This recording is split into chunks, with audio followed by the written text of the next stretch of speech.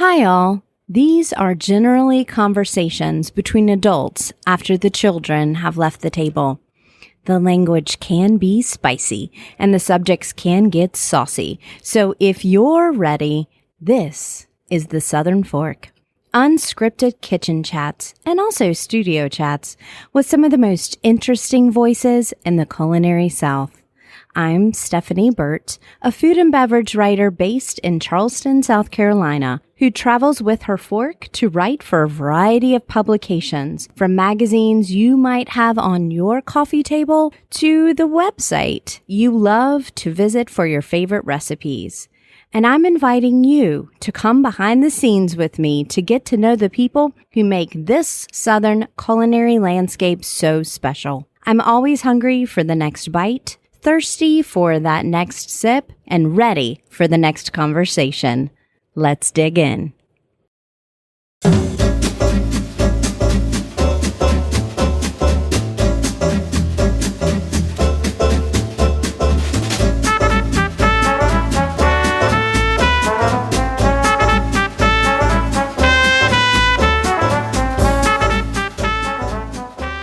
The Southern Fork is honored to be presented again this year by Townsend Automotive in Tuscaloosa, Alabama. Celebrating 50 years of service in Tuscaloosa and West Alabama, the Townsend family of dealerships has been a locally owned company built on service and connection with its customers. At Townsend Honda, with new cars in short supply, they've purchased more than 200 quality pre-owned vehicles. And every one of them goes through a 118-point inspection before it's offered for sale to you.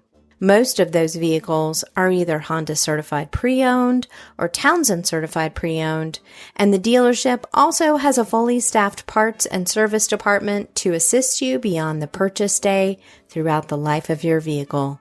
That includes Saturday service, which is available until 1 p.m., even during football season.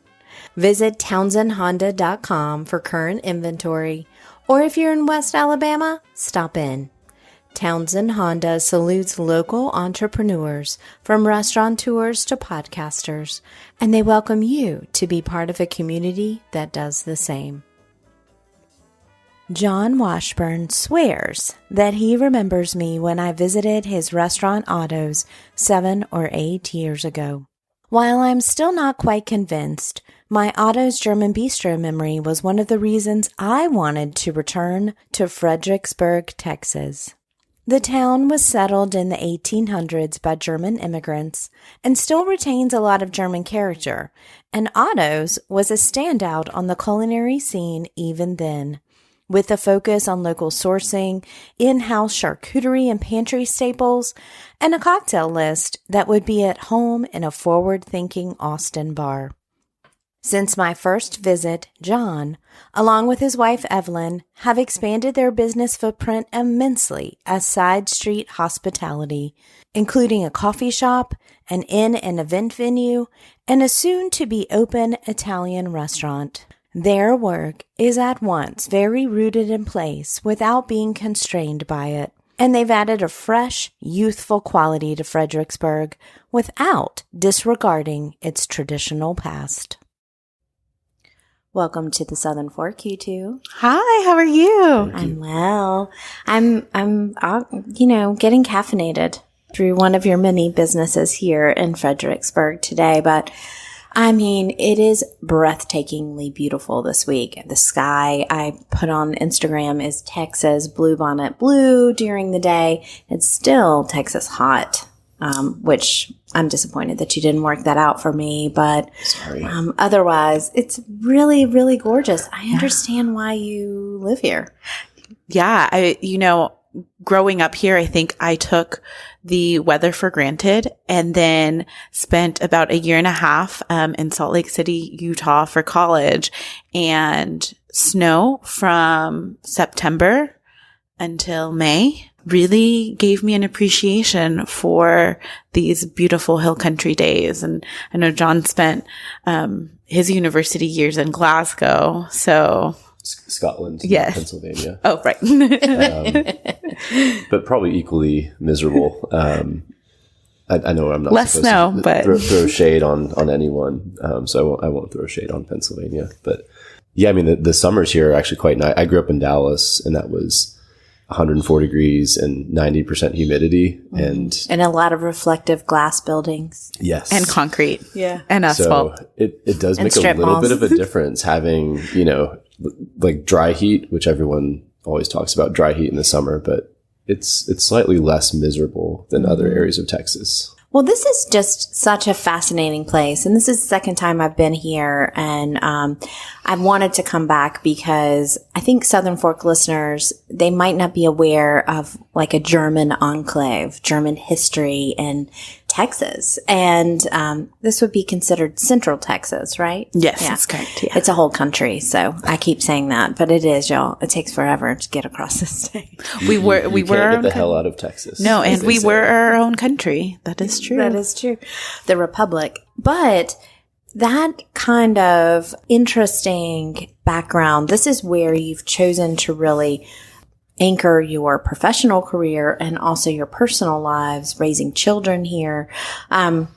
7 years ago when I was here, I ate at a place that had just opened named Otto's. And I remember I was fascinated because the charcuterie was really good. I think at that time we were doing some things like that, but you had like really forward thinking cocktails. And I remember thinking, this is not like the rest of the place. And of course, when I came back, here we are, and we spent time at Otto's, but it's modern, but still German influenced.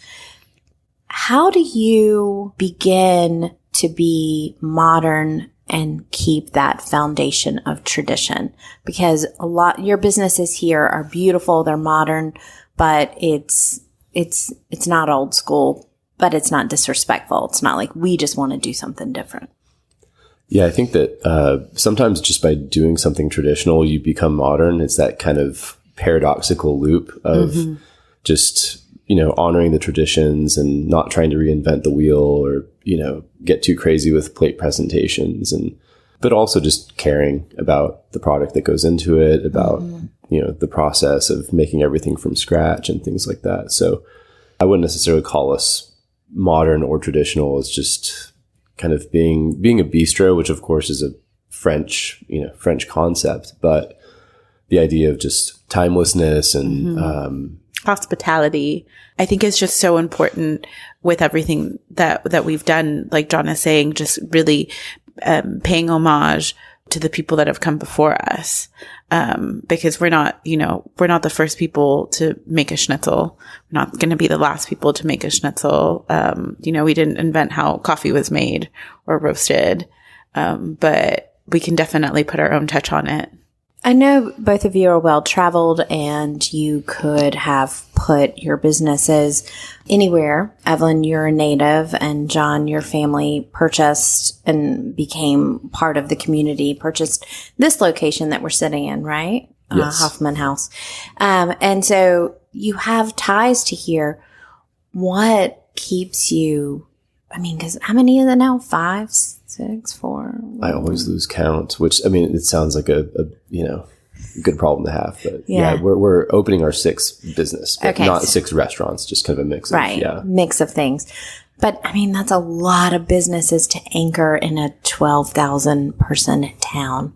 Why do you think Fredericksburg is a great place to anchor your professional careers? Yeah, it's growing. There's a good proximity to Austin, San Antonio. There's the climate that we talked about, which is, again, in the summer slightly less miserable than the rest of the state, but also just beautiful seasons. And it's a good mix. It's not necessarily a small town Texas that you would see kind of, on TV, 2,000 person small town, but it's in a really good middle area of being large enough to have amenities and support, small restaurant group like ours, but also a good place to raise your kids. We're not a suburb, of Austin or San Antonio either. Like you can kind of guess like Round Rock, which is not a bad place to be, but it's kind of got the best of both worlds, I would say. Yeah. And I would definitely add that I think, the community support that we get in so many different ways. We have an incredible hospital here, which for being a rural community is still, 100% nonprofit. That's kind of crazy. And a lot of people would be like, well, why does a hospital matter to a hospitality group? But people get sick. People get hurt. You really want to have. They don't know how to use knives. It can be bad. Oh, been there, done that. I think everybody who's worked in a restaurant has seen that scene once or twice. Yeah, we often give rides to staff to the hospital. that is like that's one of my jobs. I'm the ambulance. Probably 4 times a year. Something like that. But even like our Chamber of Commerce is incredible. I think of everything that like Penny McBride and those folks do there, just promoting business. The CVB, I think, super forward thinking. Our Convention and Visitors Bureau, just getting the word out that there is more to Fredericksburg than what you would expect. And then really, our local community of farmers and ag workers, have really been able to kind of preach our gospel along with us. So we're very fortunate to have their support as well. So there's a pride of place. I noticed there's a lot of talk about, local peaches and honey.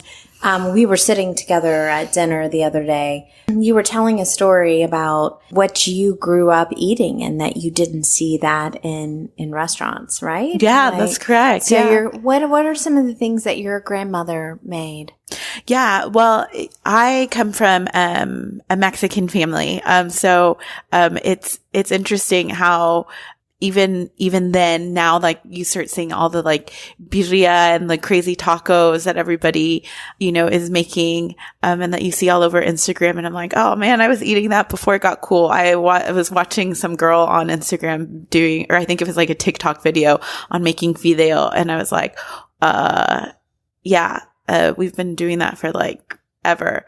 But growing up in Fredericksburg, I also got to experience a lot of the German foodways through my friends and family and their families. And so getting to watch them make sausage, or jerky in the different ways they would process the deer that they would hunt, was something that's really remarkable, and have a lot of respect for that. Sauerkraut, I felt like everybody always had, crocks of sauerkraut going, and it was always a contest to see, who could open it and like smell it without like being like, oh, this is gross. And now we're like, oh yeah, fermentation, so that was fun. I always loved spätzle as a kid. I don't know anybody who doesn't love spätzle. Schnitzel, it was all just fantastic. Rye bread. Love that. There's good bread here. There's good bread here and good pastries. And John, when you're thinking about building a vibe for your restaurants and your businesses, how does that kind of flow of different community? Central Texas is 3 different ecological environments coming into one right here. You've got Mexican traditions, you've got German traditions, you have Tex-Mex traditions, which is completely different. Mm-hmm. And then you have Texas tradition, which is different. What kind of creative license does that give you as far as business building? But also, what fences do you feel that you often put to keep yourself from just kind of flying off the edge?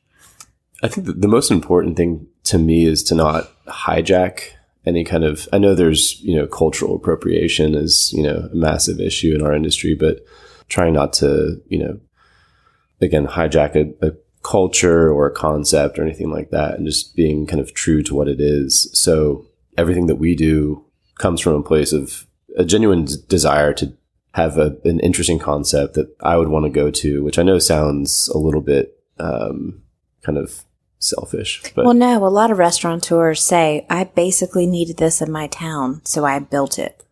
That's exactly it. But then you can't go to it is the problem.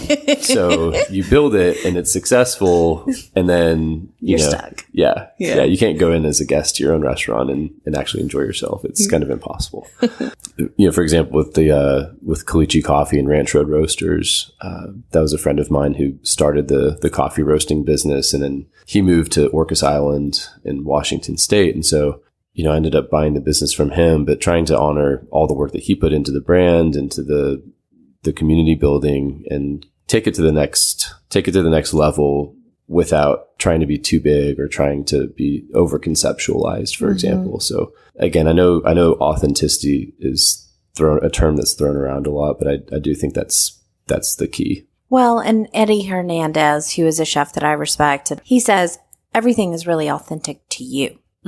So we're all these combinations of different things, our own 100%. Personal histories, our own likes and dislikes.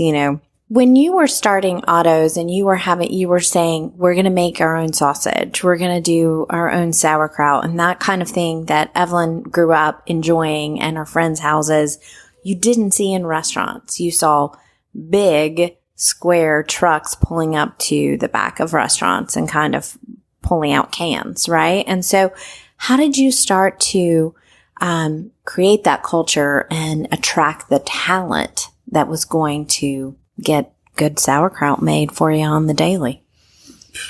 I think that was Yoho. A lot of that was... Yeah, our original chef, Adam Yoho, and I, along with another friend, Adam Emer, who's our sommelier, which is funny to think about having a sommelier for a 20-seat German bistro. But the three of us we're passionate about food and wine and really just the whole package. And so I think that attracted the right people. And honestly, the kitchen staff that's there right now, they have a really, really strong passion for quality. And so they'll check the sauerkraut. They will, make sure the schnitzel is pounded out correctly and the sausage is made, with the right coarse grind and things like that. And I think it's just about consistency and just the daily grind of making sure the quality is there every single day. And then people they just come on board and they see this is how you do it. I think they take great pride in what they do because they do know that it is different.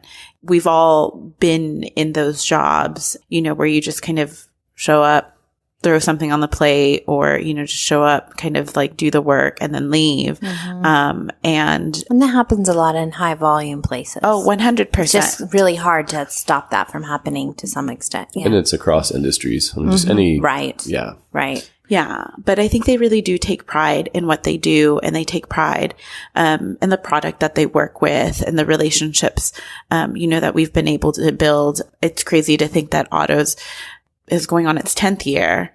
And I really think that so much is a story of, the people that have worked for us and have been part of that team and have believed in, this crazy idea that John had. But also a lot of our kitchen staff, they migrated to the States, but they come from agrarian communities in their home countries. And so it's not like they're unfamiliar with, from farm to table and what that process looks like. So there's, it's not foreign at all to know how something is grown and the care that it takes to produce that, that food. Yeah. And I mean, and our beverage teams are really incredibly talented. And I think also so passionate about what they do. And I just have to say, yes to all of that. But specifically the other night, I mean, we had sausage, we had, a schnitzel, we had, what is that? Flammkuchen? Flammkuchen, yes. Yeah. That was so good. It's like a crispy cracker crust pizza. Y'all know that's kind of hot right now, right? But it just was delicious. And I think there was like a balsamic reduction on there. I mean, it was just savory and so good with a cocktail and so good with a glass of crisp white wine. But after all of that food, our server came out and said, y'all aren't doing dessert? And we were like, no, cheese is fine. We have the best cheesecake in the world. And I was like, cheesecake? That is a really bold statement. We've got to have it. It was the best cheesecake we've ever had. We were like, what is this? Did she just put a spell on us? And cheesecake at a German restaurant in Central Texas. What is going on with that cheesecake? It kind of makes sense, but it also doesn't make sense. Right. And I don't even really love cheesecake. I'm always like, cinnamon roll. Yes, bring it. Cheesecake. I'll save the calories. Because I'm not I do not have a sweet tooth. And so that cheesecake was inspired by just having some cambozola, which is a mix of gorgonzola and camembert. So it's kind of like a soft blue cheese. So we had it laying around, that we put it on our Flammkuchen, the aforementioned flatbread pizza. And so we just decided to mix it into the cheesecake one day just for fun, because I always go for a cheese course as dessert rather than anything sweet. And it just turned out to be a hit. And then you put the vanilla anglaise or whatever. Yeah, the creme anglaise. Creme anglaise on the top. And so it adds that sweetness, but phenomenal. And fluffy. Yes. And gluten-free because the crust is, nuts. Yeah. So I'm just like, it's good for you. We didn't even talk about the crust being pecans, which is such a Texas ingredient. And, something I'm very, very into, pecans. But to be like this wonderful crust, and there was so much going on. I was like, I need that recipe. Not that I'm ever going to make it. I just basically want you to ship one to me a week. Yeah. For the rest of my life. We can make it happen. And then I won't be able to travel anymore. I'll just be ill after a while. Just run the extra mile every morning to burn it off. It might take two. It might take two. I love a cheese course, but I don't know if I should eat cheesecake every day. But anyway, it was super delicious. And I think it's a fun kind of hidden example of the kind of work that happens. It's very collaborative, right? Mm-hmm. And so in a situation like this, where you're about to open something that's Italian, right? Yes. Okay. So what region of Italy is really your main inspiration? So we get that question all the time, and it's so hard with an Italian concept to satisfy everyone, because everybody has their own perception of what Italian food means and what region they may have visited, and or that kind of creates their red sauce Italian. Like, what or is they grew up in New Jersey, and, right? They need a red sauce joint stat. So, kind of getting back to the authenticity and what drives us, it's basically we're looking at regional Italian cuisine that works in Central Texas with what we have available. So there's a lot of overlap with what grows here and what grows in Italy, but of course Italy's a long country, so north to south, and the cuisine of Sicily probably does not map on to Texas, because a lot of what's available seafood wise there we just can't get here, and I don't really want to fly in specialty fish just to kind of like satisfy that type of concept. So we're looking at dishes in Tuscany, Calabria. Of course Calabria has the sort of cucina povera, like the kind of peasant cuisine that you're working with just fewer ingredients and just trying to make them as good as you can. There's also the heat element, which is interesting. So that's a region really does translate over to Texas. Yes. 100%. So we don't really want to do fusion. So it's not going to be like brisket and jalapeno pizza or what happened to fusion? That was such a 90s thing. And the Asian fusion restaurants. Yes. And I'm okay with it being moved on. I was going to say, let's bring it back. I don't know. I feel like I did grow up with fusion. I grew up eating, a German taco, and everybody's like, what's a German taco? And I'm like, well, it's a tortilla with a sausage and sauerkraut on it. And you can put both mustard and salsa on it. It's delicious. Highly recommend. Yeah, that's nostalgic. We're just going to have a nostalgic fusion thing happening soon. It's going to happen. Yeah. Start that TikTok trend there, Evelyn. These are the kind of people that I have on the Southern Fork, where the anchor in place and the ingredients that come from the place really help organize the restaurant, help organize a menu, the seasonality. Fredericksburg, I think, is a good intersection because you have a lot of visitors, but you also have people that are willing to try something if they know you. And you are known in this community. Well, it's interesting. I mean, the example I would use is our wine program at Otto's, for example, because we have a lot of very difficult to pronounce German, Austrian wines. And you would think that people would just be like, I don't want to touch any of this. Just get me my Merlot, Napa Cab or whatever. And of course, we have plenty of people that have those preferences. Ronnie Strong Chardonnay. Yes. But a lot of our guests come in with a really open mind. And even if they think Riesling is sweet, for example, we're able to talk them through dry Rieslings or even off dry Rieslings. Maybe there's a little bit of residual sugar, but they just come in open-minded and they try a lot more wine and food than your average American would be expected to do. That's a fun diner to take care of. It's so much fun. And it's always really fun to hear a Texas accent go for Blaufränkisch. Gewürztraminer. Or Gewürztraminer. I was going to use that example. Yeah, or a South Carolina accent, or a muddled North Carolina, South Carolina accent like I have now, trying to say Gewürztraminer. Yeah. You nailed it. That's good. Yeah, but it only took me 5 minutes because I had to say it so slow. So it's fun, but you're always chasing. You're running. You're catching up, like we were talking off mic. You're being proactive, but also catching up all the time. What's making you hungry? I mean, why do you keep doing this? You could just chill for a minute. That's a question I ask myself every day. Just what am I doing? So I wish I had an answer. Money's a motivator. There's no doubt that I'm a businessman, which is kind of weird to say, but yeah, I'm in business. I'm opening businesses. So of course there's a profit motive behind it, but we have 100+ employees. So I have to serve them. I have a responsibility to them and to their families. We have a community that we're serving. We have tourists that are coming here, and I take a lot of pride in providing a good experience. We don't provide a good experience 100% of the time. We strive for that, of course, but those are the motivating factors, I would say. Yeah, 100%. I think growing up here, I never thought that I would want to live in Fredericksburg, raise a family in Fredericksburg, work in Fredericksburg. I was kind of like, okay, how far away can I get and how quickly? And just life kind of taught me and showed me that, Fredericksburg is a wonderful place to be. And for me, I feel like my motivation is to continue to grow the experiences that we have to offer in Fredericksburg. I think it's to continue pushing the dialogue in lots of different areas. What is small town? What does that mean? What can it be?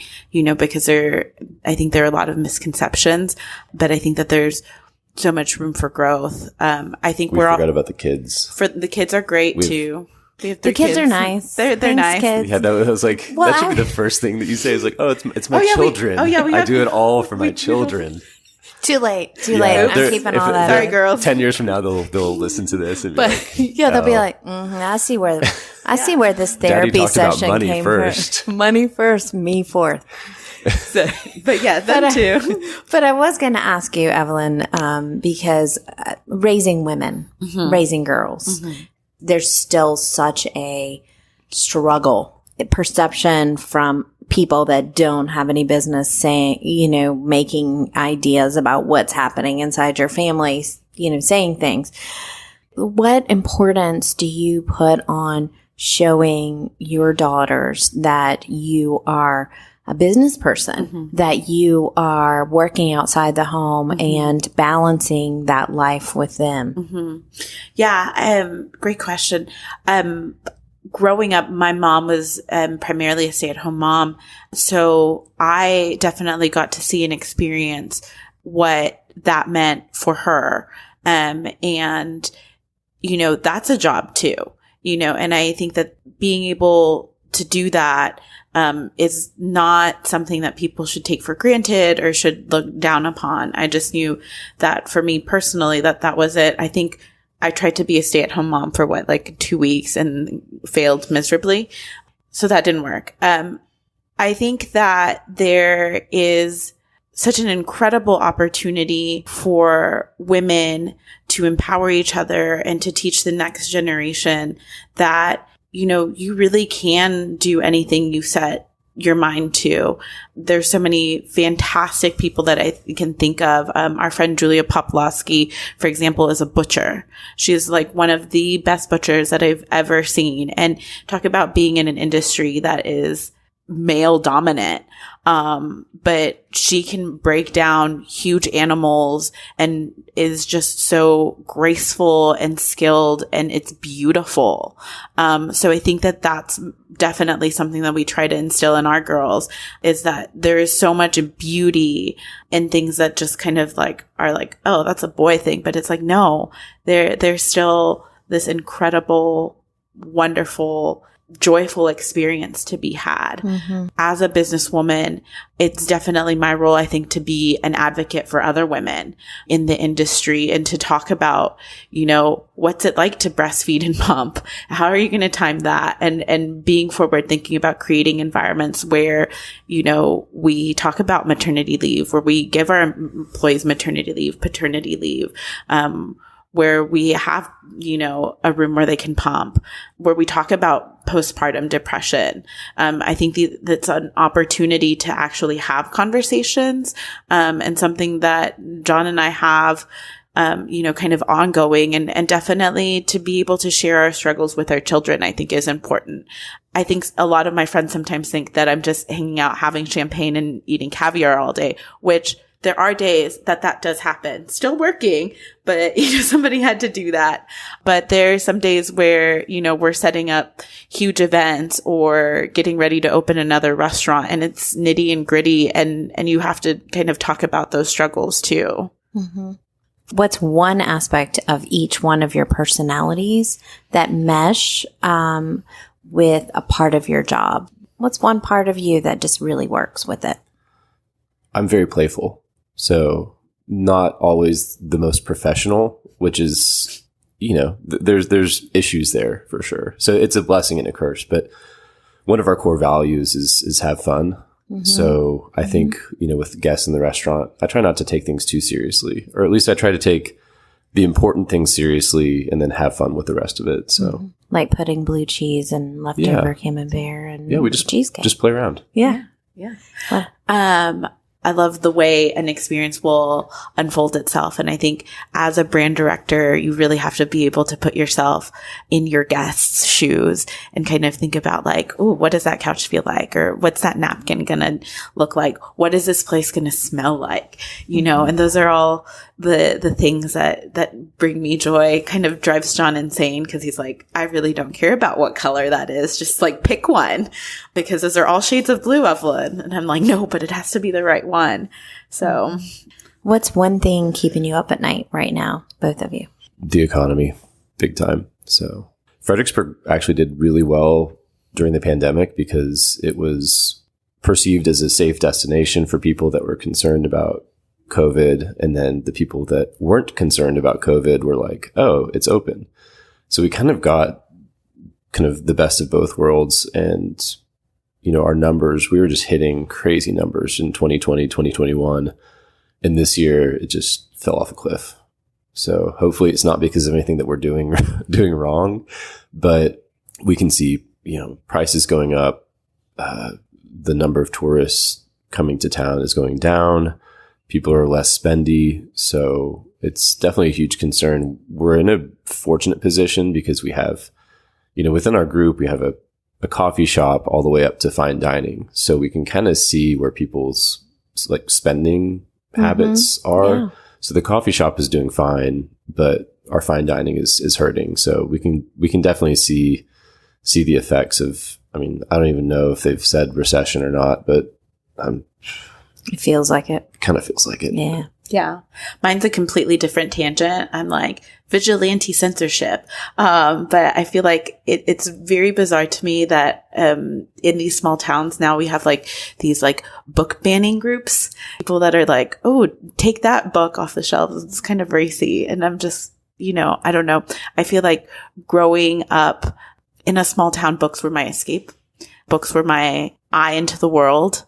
And there are so many things that I think books do for us, as a society, that their value, is something that we can't put a price on. All right. Well, I have the opportunity to present this last question to only my Southern Fork guests, and that is that I have a magic picnic basket. Now, this is my dream meal scenario question for you. I want to bring you some things that bring you life. So inside this time traveling picnic basket, I can put something in there that somebody made for you years ago that you just want one more taste of. I can source for you and I can cook a little bit. And I would love for you to, since you work together, build a business together, raise a family together, I want you to build a basket together and put some of those favorite things in there. So what can I put in? I'm just thinking back to when I lived in Budapest. I was 18 years old, which is the drinking age over there. So, I would just take the train into the middle of the city and then go to the big central market that they have. It's kind of a landmark there, and just get a loaf of white bread, a dry sausage, and 2 beers, and then go to the park. And that was the happiest time of my life. So that would be that's my contribution. I have 3 things. One, and one we can still get, but I highly recommend if any of your listeners are ever in this area and they find themselves thinking, oh, it's a Thursday through Saturday and I kind of want some lunch or dinner, drive to Mason, Texas, and go get yourself some chips and queso at this little taqueria called Santos Taqueria. John took me there for the first time after I'd taken the LSAT because I thought I wanted to be a lawyer. And that basket of chips and that queso was just kind of one of those aha moments where I was like, yeah, I probably shouldn't be a lawyer. So that's a powerful queso. That's some mighty fine queso. The second thing is a loaf of white bread from Dietz Bakery. It was one of the local bakeries here in Fredericksburg that I grew up with. And you had to wake up at 6:00 and be in line no later than 6:30 to get your loaf of bread. And there was just the most incredible smell and aroma to it.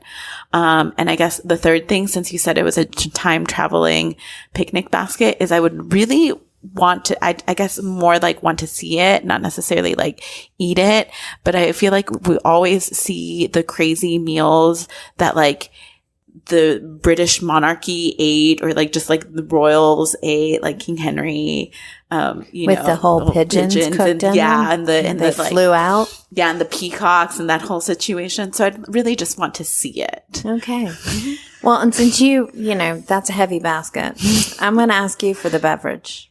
Beverage? Oh, shoot. Champagne. Just straight there's up. Just no other beverage that's like it. It's true. And what time is it? I feel like it's always time for champagne. It is always any time of day. I mean, it's a cliche, but it really just is. It matches every moment. Yeah. I don't know how it pairs with dry sausage necessarily. I'm pretty sure it pairs quite well. We'll make it work. Yeah, I think I've paired that before. Well, if people want to learn more about Evelyn and John and their community of businesses here in Fredericksburg, Texas, that really make me feel so comfortably at home when I come and visit, and including Hoffman House, which is where we're sitting right now, in a beautiful library full of books. Yes. Thank you, Evelyn. And just perfect Fredericksburg style. You can go to thesouthernfork.com. Per usual, I'm going to have links there so you can see the faces behind the voice. If you like what you hear, I am traveling all over to find you nice little eddies of culinary deliciousness, including a cheesecake at a German bistro in the middle of Texas. Thanks so much for taking time to chat with me and to drink Manhattans the other night. It was a lot of fun. Yeah.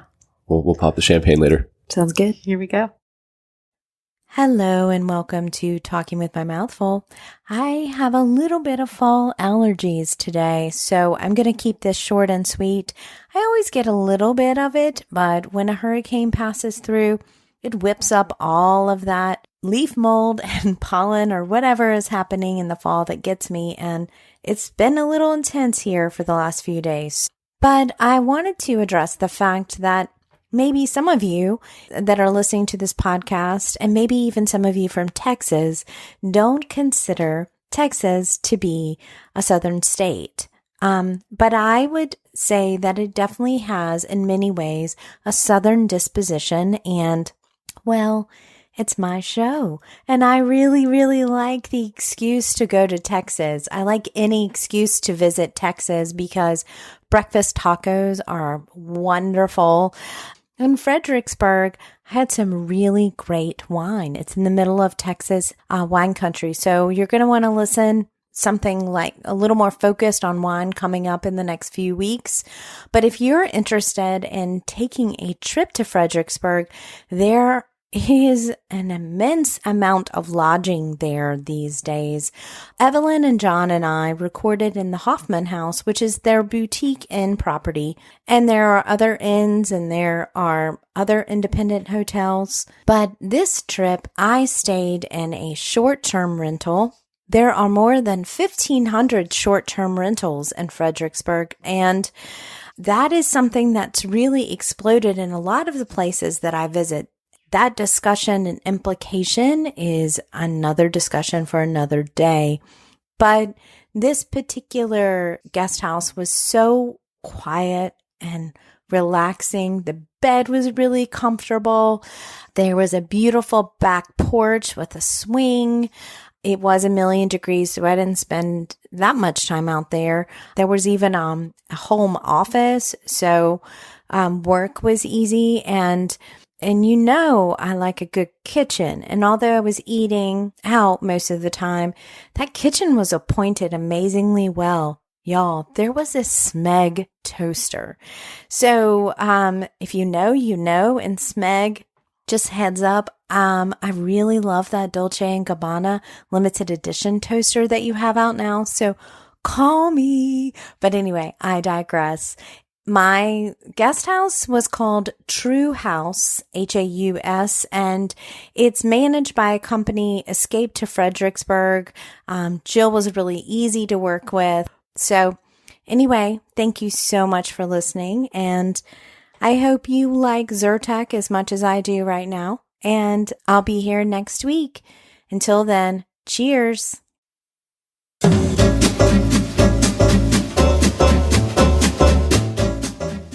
You've been listening to The Southern Fork. I can't wait to bring you more culinary conversations, but in the meantime, I have one question. Are you gonna eat all that?